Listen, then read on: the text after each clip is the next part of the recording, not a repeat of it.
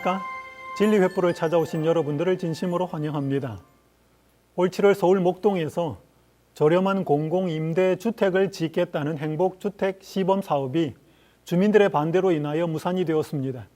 주민들은 주거 환경 악화를 명분으로 내세웠지만 임대주택이 들어올 경우 집값이 떨어질 것이기 때문에 목소리를 높였습니다. 공공의 이익에 부합해도 자기들에게 손해가 되면 반대하는 행동을 님비 현상이라고 부릅니다. 갈수록 많은 사람들이 손해를 당하면 개인으로나 집단으로 목소리를 높이고 있습니다. 그리스도인 여러분들은 어떻습니까? 여러분은 언제 자신의 분명한 목소리를 내십니까? 저는 이 시간 침묵과 외침이라고 하는 제목으로 하나님의 말씀을 대언하고자 합니다. 성경 말씀 열왕기하 7장 3절에서 11절의 말씀을 보도록 하겠습니다. 성문 어귀에 나병 환자 4사람이 있더니 그 친구에게 서로 말하되 우리가 어찌하여 여기 앉아서 죽기를 기다리랴. 만일 우리가 성읍으로 가자고 말한다면 성읍에는 굶주림이 있으니 우리가 거기서 죽을 것이요. 만일 우리가 여기서 머무르면 역시 우리가 죽을 것이라. 그런즉 우리가 가서 아람 군대에게 항복하자.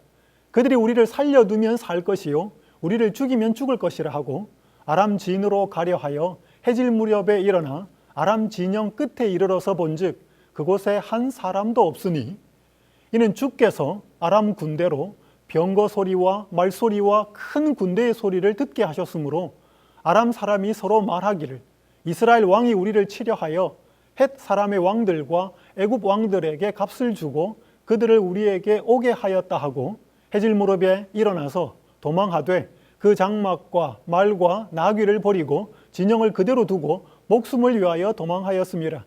그 나병 환자들이 진영 끝에 이르자 한 장막에 들어가서 먹고 마시고 거기서 은과 금과 의복을 가지고 가서 감추고 다시 와서 다른 장막에 들어가 거기서도 가지고 가서 감추니라. 나병 환자들이 그 친구에게 서로 말하되 우리가 이렇게 해서는 아니 되겠도다. 오늘은 아름다운 소식이 있는 날이거늘 우리가 침묵하고 있도다. 만일 밝은 아침까지 기다리면 벌이 우리에게 미칠지니 이제 떠나 왕궁에 가서 알리자 하고 가서 성읍 문지기를 불러 그들에게 말하여 이르되 우리가 아람 지인에 이르러서 보니 거기에 한 사람도 없고 사람의 소리도 없고 오직 말과 나귀만 매여 있고 장막들이 그대로 있더이다 하는지라. 그가 문지기들을 부르매 그들이 왕궁에 있는 자에게 말하니.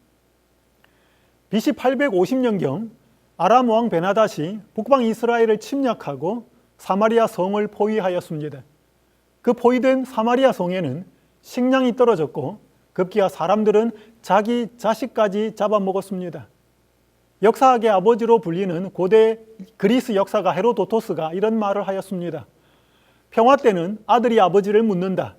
그러나 전쟁 때는 아버지가 아들을 묻는다. 평화로울 때는 연로한 아버지가 돌아가시고 아들이 아버지의 장례를 치릅니다. 그러나 전쟁이 일어나면 젊은 아들은 전쟁터에 나가야 했고 그런 아들이 죽게 되면 아버지가 아들을 묻어야 했습니다. 헤로도토스의 그 말은 전쟁의 끔찍함을 잘 표현하고 있습니다. 그 전쟁통에 사마리아 성문 어귀에 4명의 나병 환자가 살고 있었습니다. 그들의 형편도 성 안에 있는 사람들과 별반 다르지 않았습니다. 거기에서도 굶어 죽을 것이었고 성 안으로 들어가도 잡혀 죽을 것이었습니다. 어차피 죽을 목숨이었기에 그들은 아람 군대에 의해 항복하기로 했습니다. 그들이 죽이면 죽고 혹시 먹을 것이라도 좀 주면 살 것이었습니다. 성 안으로 들어가도 죽고 그 자리에 있어도 죽을 수밖에 없었던 그 4명의 나병 환자들은 결국은 죽을 수밖에 없는 모든 인간을 상징적으로 보여줍니다. 오늘 본문에는 이 4명의 나병 환자가 조금씩 변화되어 가는 과정이 기록되어 있습니다. 그 모습들을 살펴보고자 합니다. 이 시간 첫 번째로 살펴보고자 하는 그 4명의 나병 환자들의 모습은 동포의 고통에 무관심하면서 자기의 것만 챙기는 모습입니다. 그들이 아람 진영으로 들어갔을 때 어찌된 일인지 아람 군인들이 하나도 보이지 않았습니다. 열왕기하 7장 6절을 말씀하시기를 주께서 아람 군대로 병거 소리와 말소리와 큰 군대의 소리를 듣게 하셨다고 기록합니다.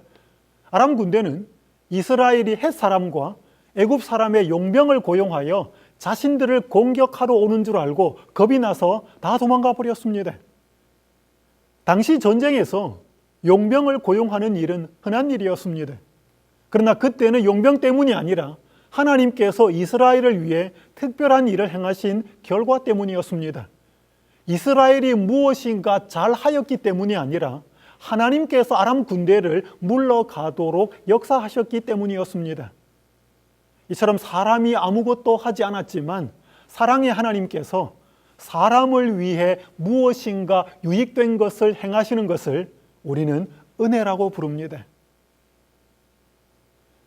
죽을 수밖에 없었던 이스라엘 백성을 위해 하나님께서 큰 일을 행하셨듯이 영원히 죽을 수밖에 없던 우리를 위해 하나님께서 큰 일을 행하셨습니다. 그것이 바로 십자가입니다. 히브리서 2장 15절은 이렇게 말씀하고 있습니다. 죽기를 무서워함으로 일생에 매여 종로로 타는 모든 자들을 놓아주려 하심이니.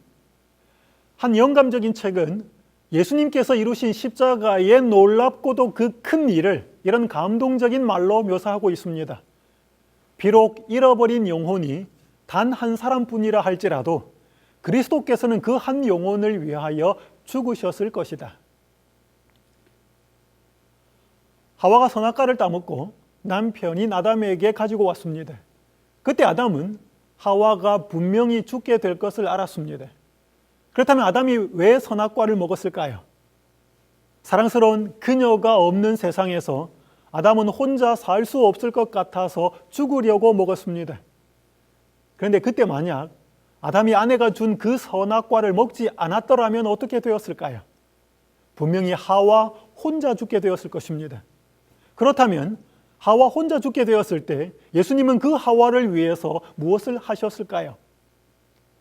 하와 혼자 죽게 되었을지라도 예수님은 그녀 한 사람을 위해 십자가에 달려 돌아가셨을 것입니다. 예수님은 세상의 인구가 무수히 많기 때문에 십자가에서 돌아가신 것이 아닙니다. 이 타락한 지구에 단 한 사람만 죽게 되었을지라도 예수님은 그 사람을 위해서 생명을 버리셨을 것입니다. 이런 분이 바로 예수님이시고 이런 사랑이 바로 예수님의 사랑이고 또한 이러한 것이 바로 사람의 진정한 가치라고 하는 것입니다. 사람이 이 예수님의 십자가 앞으로 갈 때 자신이 얼마나 가치 있는 존재인지를 깨닫게 됩니다. 우리 한 사람 한 사람의 가치는 바로 예수 그리스도의 가치와 동일하다는 것입니다. 요즘 사람들의 삶이 피곤하고 힘든 이유가 무엇일까요? 극단적으로 좀 표현한다면 자신들의 몸값을 올리기 위해서 이렇게 피곤한 것입니다. 공부를 잘해야, 좋은 직장을 다녀야, 돈이 좀 있어야 사람들이 우리들을 대우해 주기 때문에 그 자격을 제대로 갖추기 위해서 아침부터 저녁까지 사람들은 그렇게 분주하고 피곤한 것입니다. 그런데 우리의 몸값이 우리가 배운 지식이나 오늘 우리가 차지하고 있는 위치나 우리가 가지고 있는 돈 때문에 결정되지는 않는다는 것입니다. 사람이 예수님 앞으로 나아갈 때 우리의 진정한 몸값과 우리의 진정한 가치가 드러나게 된다는 것입니다. 2005년 1월 16일 박정헌과 최강식 이 두 산악인이 세계 최초로 히말라야 산맥의 높이 6,440m의 촐라체 북벽을 겨울에 등반하게 됩니다. 이들은 힘들게 정상을 밟은 후에 서둘러 하산합니다. 그러나 5,300m 지점쯤 왔을 때 최강식 대원이 크레바스로 추락하게 됩니다. 다행히 두 사람은 25m짜리 로프를 허리에 연결하고 있었기 때문에 그 최강식 대원은 허공에 매달리게 됩니다. 그러나 크레바스 밖에 있던 박정헌 대원은 왼쪽 갈비뼈 2개가 부러졌고 크레바스에 빠진 최강식 대원은 양쪽 발목이 다 부러지는 중상을 입게 되었습니다. 그 극한 상황 속에서 두 사람은 끈 하나를 사이에 두고 힘겹게 사투를 벌입니다. 2시간 넘게 한 사람은 위에서 로프를 잡아당기고 한 사람은 사력을 다해 줄을 잡고 올라갑니다. 그리고 마침내 두 사람은 만나게 되었습니다. 그 최강식 대원이 죽지 않고 살 수 있었던 것은 두 사람 사이에 연결된 끈 하나 때문이었습니다. 후에 박정헌 대원은 두 사람이 고통스러운 사투를 벌일 당시 너무나 고통스럽고 힘들어서 그 줄을 끊고 싶은 유혹을 받았다고 고백하였습니다. 그러나 차마 그 줄을 끊을 수 없었고 마침내 크레바스에 빠진 최강식 대원은 살아나올 수 있었습니다. 그때 그 두 사람의 절박했던 이야기가 끈이라고 하는 책으로 출판되어 있습니다. 예수님은 영원히 죽을 수밖에 없는 인류와 자신을 하나의 끈으로 묶으셨습니다. 그 끈은 영원한 사랑의 끈이었습니다. 예수님께서 겟세마네에서 투쟁하실 때, 예수님께서 십자가 위에서 몸부림치실 때 사탄은 예수님이 인류와 묶은 그 끈을 잘라버리도록 강력하게 유혹하였습니다. 그러나 예수님은 끝내 그 유혹을 거절하셨고 그 끈을 놓지 않으셨습니다. 그 결과 인류는 다시 살 수 있게 되었습니다. 그 영원한 사랑의 끈이 가장 절절하게 표현되고 나타난 것이 바로 십자가입니다. 그런데 요즘 많은 그리스도인들에게 예수님께서 이루신 이 십자가의 사랑이 별로 감동이 없습니다. 신자들은 교회에서 늘 듣던 이야기고 다 아는 이야기로 넘겨버립니다. 오히려 TV 드라마나 영화에서 더 감동을 받습니다. 오늘날 만약 예수님의 십자가가 우리에게 감동을 주지 못한다면 우리가 죄인이 궁극적으로 맞닥뜨려야 할 영원한 심판의 의미를 모르고 있다는 뜻입니다. 만약 예수님의 십자가가 우리의 마음에 기쁨을 주지 못한다면 우리가 이름만의 그리스도인으로 육의 사람이라고 하는 뜻입니다. 만약 그렇다면 우리는 하나님 앞으로 나아가 우리의 참모습을 보여달라고 야곱처럼 영적인 씨름을 해야 할 필요가 있습니다. 우리 하나님은 그런 영혼을 결코 빈손으로 돌려보내지 않으실 것입니다. 아람 군대가 머물러 있던 곳에는 먹을 것과 값나가는 것들이 지천에 깔려 있었습니다. 배가 고파 죽을 지경이었던 그 4명의 나병 환자들은 닥치는 대로 먹기 시작했습니다. 요즘 아이들이 쓰는 말처럼 폭풍 흡입을 했을 것입니다. 배가 차고 나니 드디어 값나가는 것들이 눈에 보이기 시작했습니다. 군인들의 이 텐트 저 텐트를 돌아다니며 정신없이 보물들을 끌어모았습니다. 그들이 그렇게 자기들의 배와 자신들의 주머니를 채우고 있을 때 이스라엘 백성들은 비참하게 굶어 죽어가고 있었습니다. 자신들만 생각했던 그들의 모습은 예수께서 우리를 위해 이루신 십자가의 그 큰 구원을 알고도 그 사실을 알리지 않고 자신만을 위해서 살아가고 있는 현대 그리스도인들의 모습을 잘 보여준다고 할 수 있습니다. 천국의 하모니카라고 하는 책이 있습니다. 김범석이라고 하는 의사가 소록도에서 나병 환자들을 진료하면서 느꼈던 점들을 기록한 것입니다. 그가 소록도에 간 지 얼마 되지 않아서 그 섬에 감나무들이 참 많다는 것을 깨닫게 되었습니다. 감나무마다 감이 잔뜩 열렸지만 아무도 그 감을 따지를 않았습니다. 그런 이상하게 생각하면서 열심히 감을 따서 모았습니다. 그러던 어느 날 병원 직원을 통해서 그 소록도 사람들이 나병에 걸려서 나병 때문에 손가락들이 다 떨어져 나가서 감을 딸 수 없다는 사실을 알게 됩니다. 그것도 모르고 신이 나서 자신이 감을 따던 모습들을 부끄러워하면서 그가 책에 이렇게 기록했습니다. 손가락 없이 산다는 것은 생각보다 불편하다. 조금만 생각해 보면 불편할 것이라는 것을 금방 알 수 있는데도 우리는 내 손가락이 10개니까 내가 불편하지 않으면 남들도 불편하지 않으리라 생각하며 관심 없이 지낸다. 관심이 없으면 생각을 못하게 되고 생각을 못하면 배려도 못하게 된다. 남들의 불편함을 느낄 여유조차 없이 내 것 챙기기에 급급하며 살아간다. 사랑하는 여러분들이 오늘 우리들의 모습이 이렇지 않습니까? 내 배가 부르니 남의 배도 부를 것 같다고, 내 가족이 잘 살고 있으니 다른 가족들도 괜찮을 것이라고 우리가 이렇게 생각할 때가 얼마나 많은지요. 요즘 사람들이 다 열심히 살아갑니다. 그렇지 않으면 살아남을 수 없기 때문입니다. 그리스도인들도 예외가 아니라 열심히 삽니다. 그런데 그 열심이 자신만을 위한 열심일 때가 많다는 것입니다. 동포들은 굶어 죽어가고 있는데 자신들의 배와 자신들의 주머니만 채우며 살았던 그 4명의 나병 환자들처럼 말입니다. A.W. 토저 목사가 철저한 십자가라고 하는 책에서 이렇게 말했습니다. 하나님을 위해 살기를 원하는 사람들도 세상 사람들처럼 자기의 유익을 구한다. 후자는 노골적으로 공공연히 그렇게 하지만 전자는 교묘하게 그렇게 한다. 세상 사람은 드러내어 놓고 돈 많이 벌고 성공하고 싶다고 말합니다. 그런데 그리스도인들은 그렇게 드러내놓고 대놓고 말하지 않습니다. 그러나 마음속으로도 그런 마음이 없는 것은 아닙니다. 많은 경우에 그리스도인들은 은밀하게 자신의 유익들을 구하며 살아간다고 말씀하고 있습니다. 오늘날 많은 그리스도인들의 마음에 세상을 사랑하는 마음들이 자리 잡고 있습니다. 탐심과 이기심과 돈을 사랑하는 마음이 하늘의 소망을 두고 살아간다는 그리스도인들의 마음에 편만해 있습니다. 이것이 바로 오늘날 그리스도인들의 모습이 세상 사람들과 별로 다르지 않은 이유입니다. 이것이 바로 오늘날 교회의 모습이 세상의 수많은 단체들의 모습과 별로 다르지 않은 이유입니다. 디모데전서 6장 5절에서 사도 바울이 디모데에게 준 권면처럼 경건을 이계 재료로 생각하는 자들이 실상은 많은 그리스도인들입니다. 그 때문에 영적인 선악의 대쟁투가 아니라 세상의 온갖 다툼들이 그리스도인과 관련해 일어나고 있습니다. 많은 그리스도인이 이름은 그리스도인이라고 걸쳐놓았지만 삶은 그리스도를 닮지 않고 있습니다.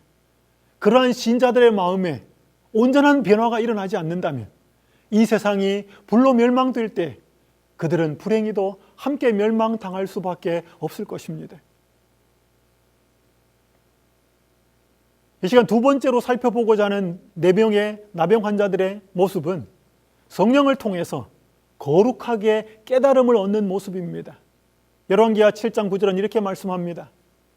나병 환자들이 그 친구에게 서로 말하되 우리가 이렇게 해서는 아니 되겠도다.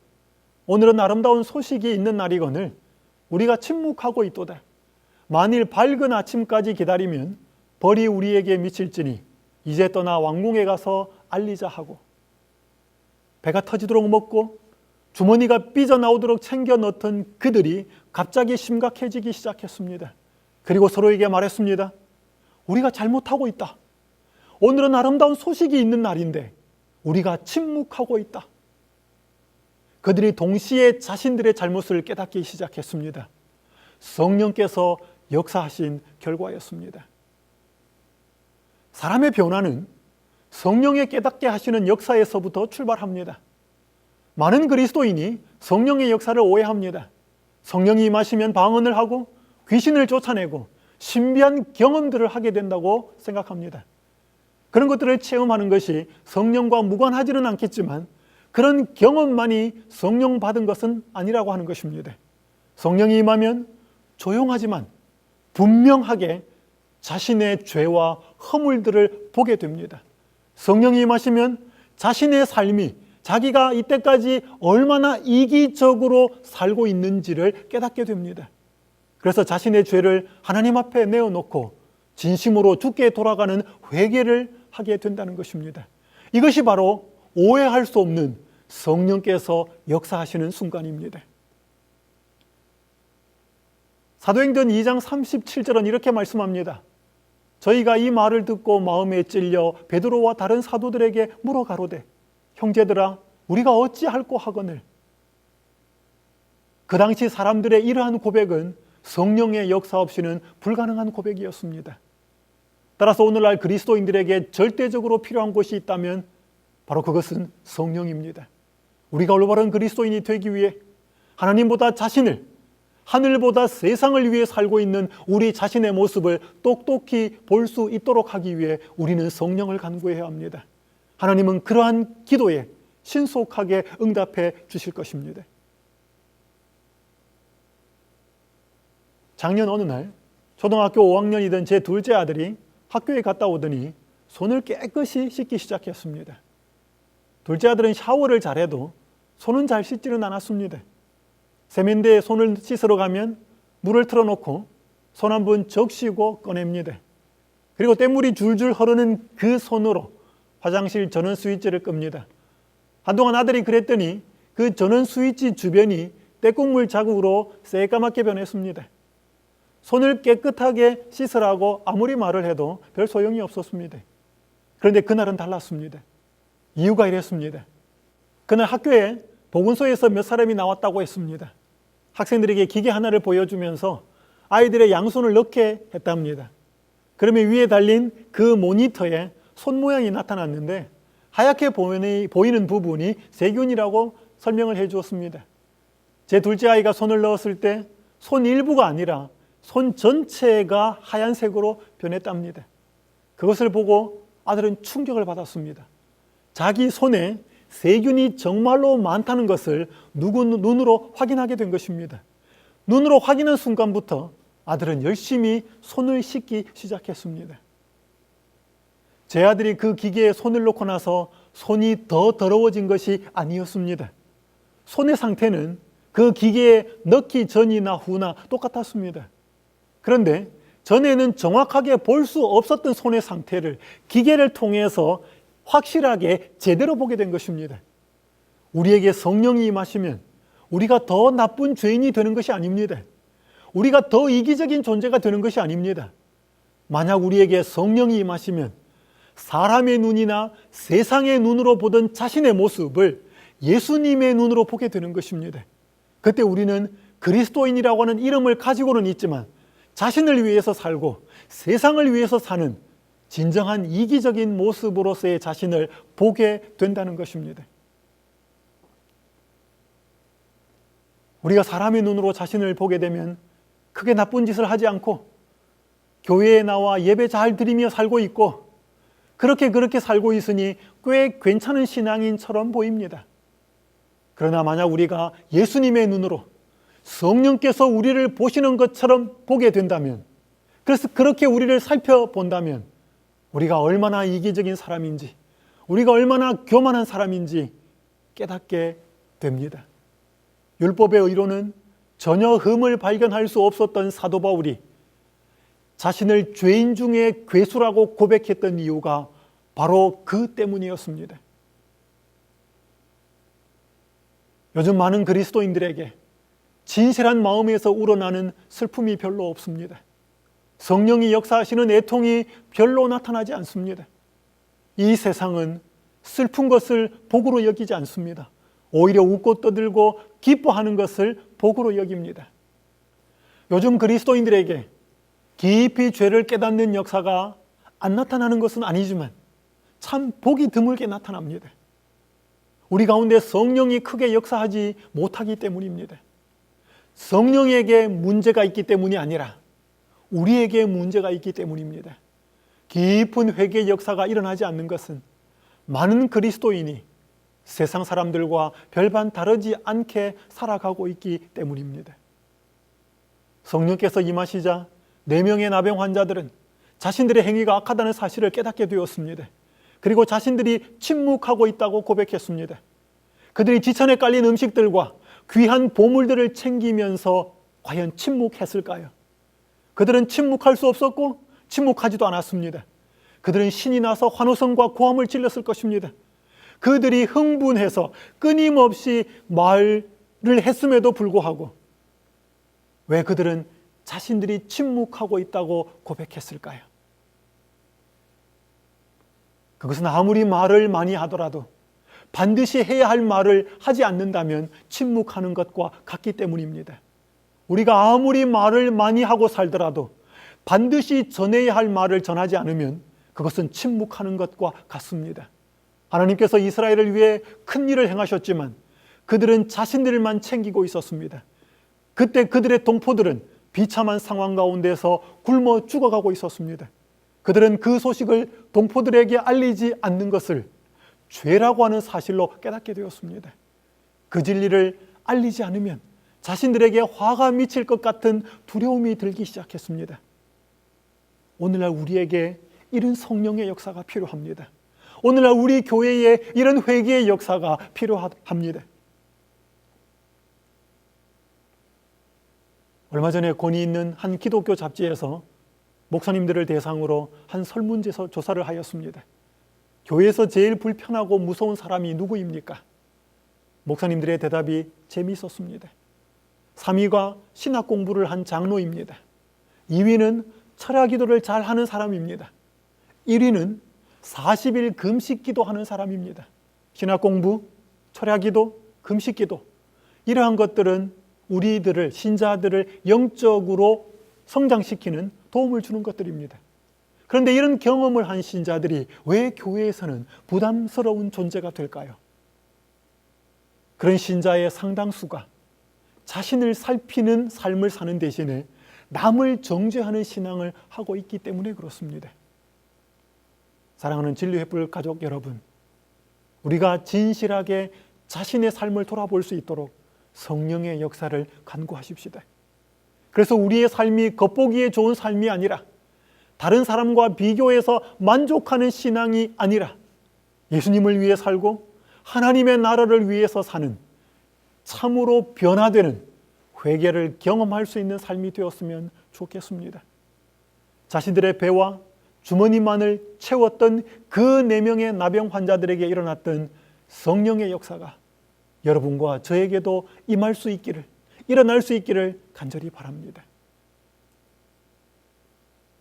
이 시간 3번째로 살펴보고자 하는 나병 환자들의 모습은 모든 이권을 버려두고 기쁜 소식을 전하기 위해서 달려가고 그 소식을 전하는 단계입니다. 열왕기하 7장 10절과 11절은 이렇게 말씀합니다. 가서 성읍 문지기를 불러 그들에게 말하여 이르되 우리가 아람 진에 이르러서 보니 거기에 한 사람도 없고 사람의 소리도 없고 오직 말과 나귀만 매여 있고 장막들이 그대로 있더이다 하는지라. 그가 문지기들을 부르매 그들이 왕궁에 있는 자에게 말하니.